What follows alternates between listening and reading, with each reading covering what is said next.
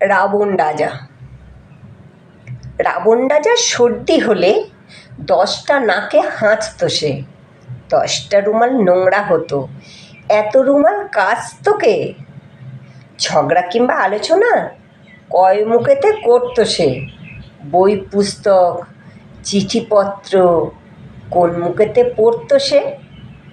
10টা মাথায় 10 ভাবনা, কেমন করে ভাবতো সে?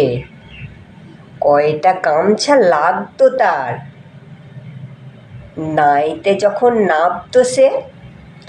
তার চেয়েও বড় কথা, কেমন করে শুইতো সে?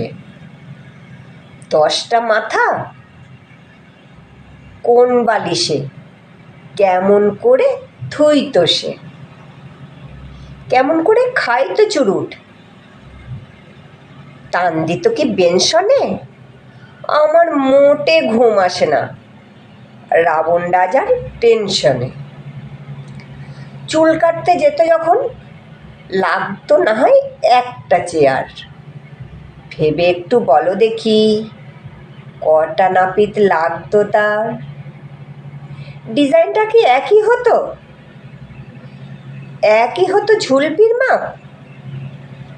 মিলিয়ে যখন দেখতো, আরসি কটা, বাপরে বাপ! দাঁত মাজা, সেটাও ভাবো, টুথব্রাশ কটা লাগতো তার? কি করেই বা রাখতো মনে কোন ব্রাশটা কোন মাথার?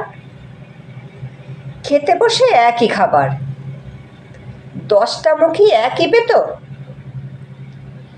এটাও কি হতে পারে সবাই সমান ঝাল খেত? ভেবে ভেবে মাথার চুল দেখছি রোজই যায় ঝরে। উত্তরটা থাকলে জানাও, পাঠাও আমায় চট করে।